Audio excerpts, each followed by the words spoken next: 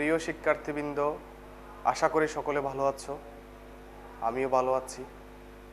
আজকের ক্লাসে তোমাদের সকলকে স্বাগত জানাচ্ছি।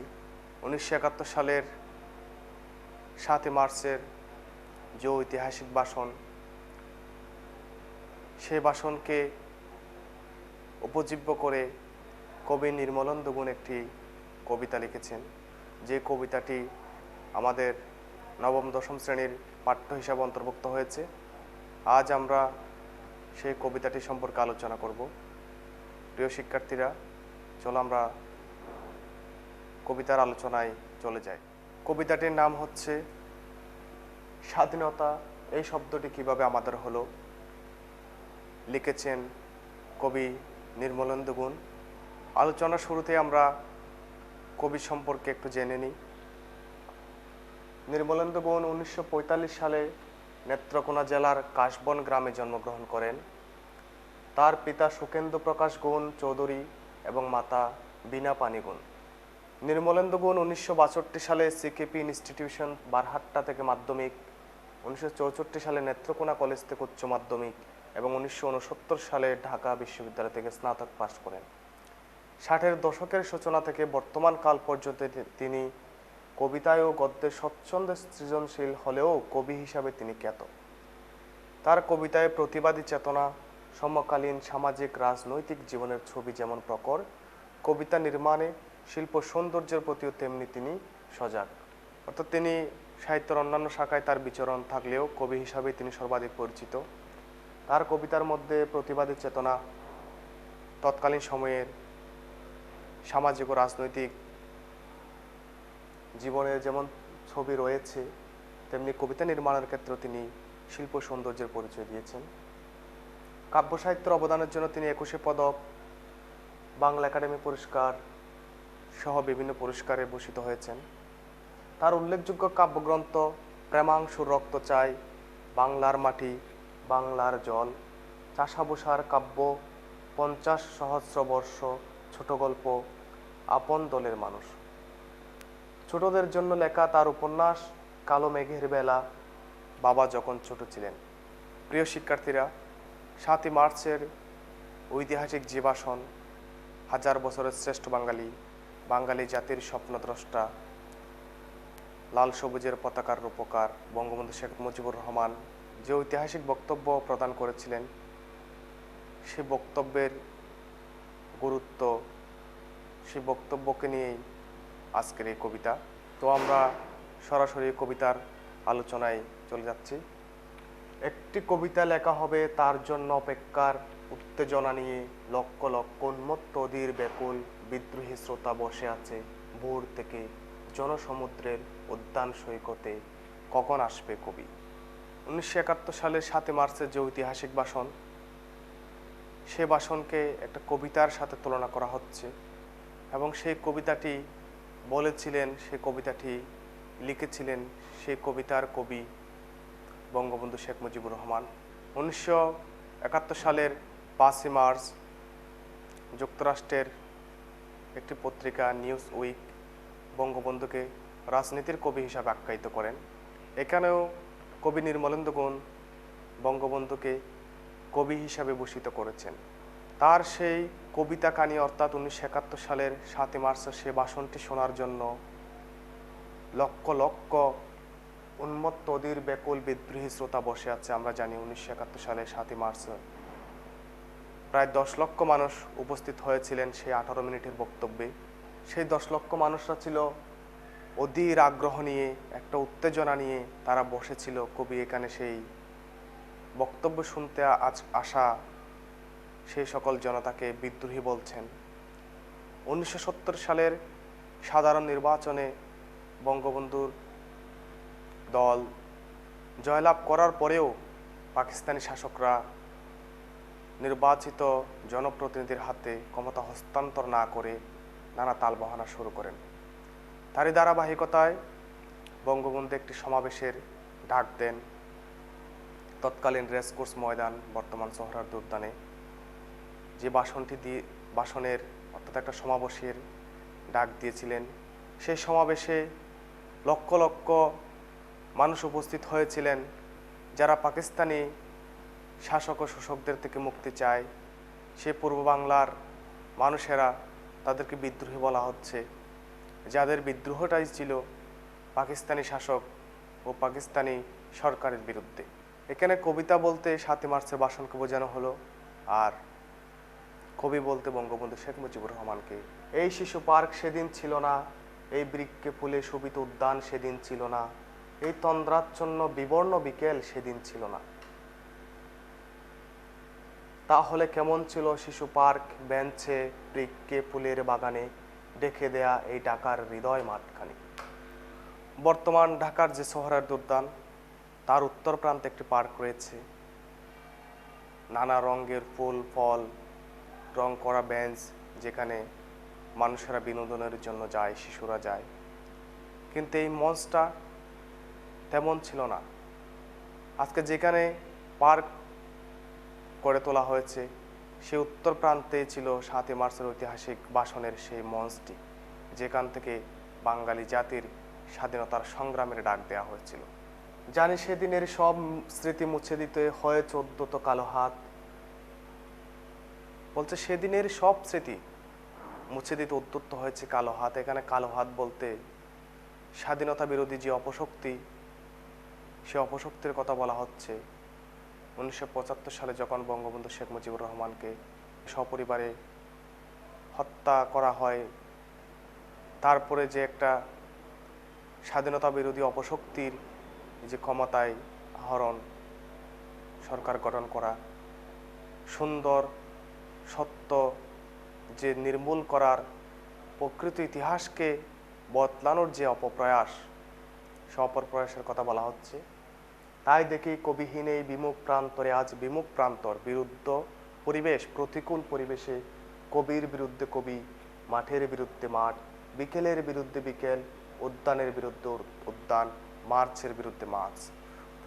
অর্থাৎ সেই স্বাধীনতা বিরোধী অপশক্তি, অশুভ শক্তি ইতিহাসকে বিকৃত করে নতুন একটা ইতিহাস তৈরি করার চেষ্টা করে সেখানে মার্চের বিরুদ্ধে মার্চ, উদ্যানের বিরুদ্ধে উদ্যানকে, অর্থাৎ প্রকৃত সত্যকে দামা চাপা দিয়ে নতুন একটি বিকৃত ইতিহাস জাতির সামনে উপস্থাপন করে।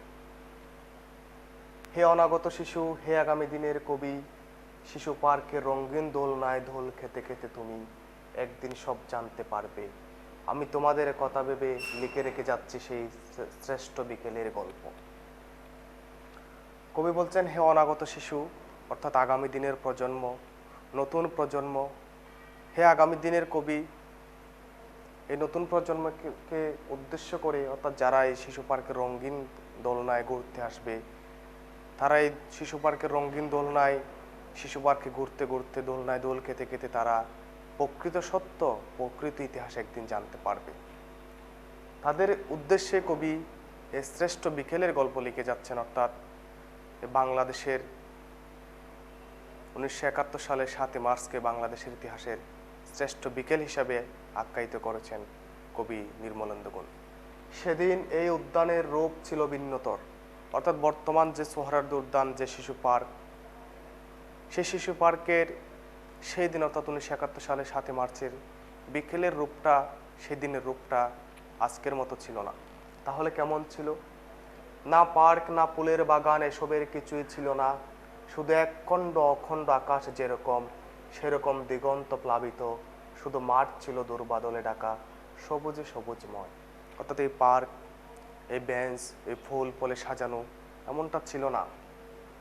যেন একখণ্ড আকাশ, দিগন্ত প্লাবিত, দিগন্ত বিস্তৃত একটা একখণ্ড নীল আকাশ যেন এই মাঠে এসে তাদের সাথে, মাঠের সাথে সংহতি প্রকাশ করেছিল। আর সেই মাঠ ছিল, সোহরাওয়ার্দী উদ্যানের মাঠটা ছিল দুর্বাদলে ঢাকা এবং সবুজে সবুজময়, সবুজ সুফলাময়। সেই সবুজ প্রকৃতির সেই সবুজ রংটা যেন এখানে এসে মিশেছিল। আমাদের স্বাধীনতার প্রিয় প্রাণের সবুজ এসে মিশেছিল এই দুদু মাঠের সবুজে। অর্থাৎ আমাদের স্বাধীনতার যে সবুজ রং, সেই সবুজটা যেন এই দুদু মাঠের যে দুর্বাদলের যে সবুজ, সেই সবুজের সাথে এসে মিশে একাকার হয়ে গিয়েছিল। কপালে কবজিতে লাল শালু বেঁধে এই মাঠে ছুটে এসেছিল কারখানা থেকে লোহার শ্রমিক। কপালে কবজিতে লাল শালু বেঁধে কারখানা এই মাঠে ছুটে এসেছিল কারখানা থেকে লোহার শ্রমিক, লাঙ্গল জোয়াল কাঁধে এসেছিল জাগবেদ উলঙ্গ কৃষক, হাতের মুঠোয় মৃত্যু, চোখে স্বপ্ন নিয়ে এসেছিল মধ্যবিত্ত নিম্নবিত্ত, করুণ কেরানি, নারী বৃদ্ধ ভবঘুরে, আর তোমাদের মতো শিশু পাতা কোড়ানিরা দল বেঁধে।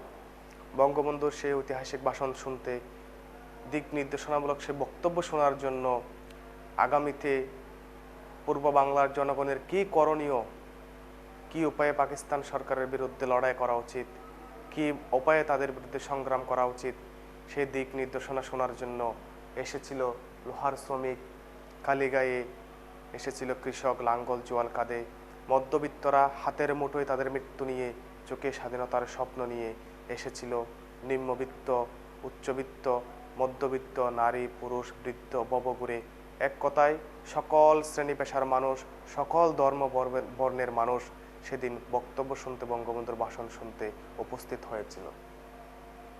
একটা কবিতা পড়া হবে তার জন্য কি ব্যাকুল প্রতীক্ষা মানুষের, কখন আসবে কবি, কখন আসবে কবি। সেই 1971 সালের 7 মার্চের সে ঐতিহাসিক ভাষণ, যে ঐতিহাসিক ভাষণকে 2017 সালের 30 October UNESCO International Memory of the World অ্যাওয়ার্ডে ভূষিত করেছিলেন। সেই বক্তব্যটা শোনার জন্য মানুষের যে দীর্ঘ প্রতীক্ষা, সেই সকাল থেকে মানুষ এসে জড়ো হয়েছেন, মানুষের দীর্ঘ প্রতীক্ষা, সে প্রতীক্ষা করছেন, তারা অপেক্ষা করছেন কখন কবি আসবে, কখন বঙ্গবন্ধু শেখ মুজিবুর রহমান আসবেন, তাদের উদ্দেশ্যে বক্তব্য দিবেন। শত বছরের শত সংগ্রাম শেষে রবীন্দ্রনাথের মতো দৃপ্ত পায়ে হেঁটে অতঃপর কবি এসে জনতার মঞ্চে দাঁড়ালেন। শত বছরের শত সংগ্রাম, 1757 সালে পলাশীর রক্তাক্ত প্রান্তরে নবাব সিরাজউদ্দৌলার পরাজয়ের মাধ্যমে বাংলার সূর্য যে অস্তমিত গিয়েছিল, তার পরবর্তী সময়ে বাঙালি জাতি অনেক বিদ্রোহ করেছে, সংগ্রাম করেছে। 1857 সালের সিপাহী বিপ্লব, মাস্টারদা সূর্য সেন, ক্ষুদিরাম বসু, হাজী শরীয়তুল্লাহ, তিতুমিরের ব্রিটিশ বিরোধী আন্দোলন, 1952 সালের ভাষা আন্দোলন, 66-র 6 দফা, 69-এর গণঅভ্যুত্থান, এই যে শত বছরের নানা সংগ্রাম, এই সংগ্রামের ইতিহাসটা তুলে ধরেছেন। অর্থাৎ শত বছরের শত সংগ্রাম শেষে যে আজকের যে স্বাধীন বাংলা, স্বাধীন বাংলাদেশ এ পর্যায়ে পৌঁছে এসেছেন দীর্ঘ সংগ্রামের পথ পাড়ি দিয়ে। তখন পলকে দারুণ জলকে তরিত উঠিল জল, হৃদয়ে লাগিল দোলা, জনসমুদ্রে জাগিল জোয়ার, সকলে দোয়ার কোলা। হঠাৎ পলকে দারুণ জলকে, অর্থাৎ একটু উৎসাহ উদ্দীপনায় তরিতে উঠিল জল, সকল হৃদয়ের জোয়ার লাগলো। অর্থাৎ বঙ্গবন্ধু স্বাধীনতারূপী যে তরির পাল তুলে দিয়েছিলেন, সেখানে জনসমুদ্রের জনগণের জোয়ার এসে সেই তরি উদ্দাম বেগে এগিয়ে চলল স্বাধীনতার পানে। কেরুদে তাহার বজ্রকণ্ঠবাণী, গণসূর্যের মঞ্চ কাঁপিয়ে কবি শোনালেন তার অমর কবিতা কানি। জনসমুদ্রের উদ্যান বলা হচ্ছে, অর্থাৎ জনসমুদ্রের বাগান রূপে কল্পনা করা হচ্ছে সেদিনের লক্ষ লক্ষ জনতাকে। গণসূর্যের মঞ্চ কাঁপিয়ে কবি শোনালেন তার অমর কবিতা কানি।